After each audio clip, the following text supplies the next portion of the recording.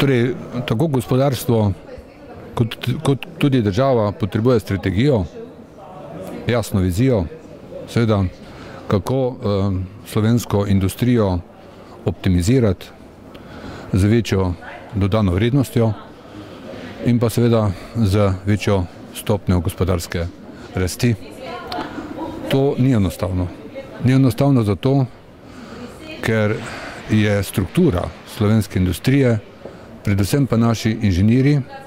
so navajeni delati na produktih, ki imajo dodano vrednostjo 35 tisoč evrov v povprečju, plus minus 10%, ne vsi, in težko je razviti produkte v Sloveniji v povprečju, ki imajo dodano vrednost 50-60 tisoč evrov. Pa tudi, če bi imeli to možnosti, je vprašanje, če nam to reprodukcijska veriga priznava. Zato je treba, ko govorimo o strategiji in o viziji za naprej, danes začeti sistematično spreminjati strukturo slovenske industrije v tej smeri, da bomo postopoma s financiranjem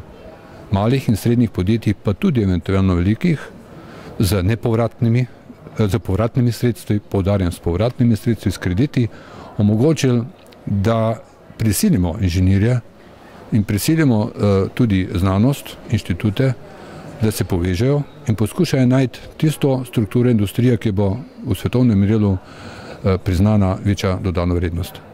Žal to ne gre na kratki čas, ne gre do leta 2012, ne gre tudi ne za 4 leta, ampak če hočemo to spremeniti, moramo spremeniti danes in to pomeni, to spremembo bomo potem želi čez 5-6 let.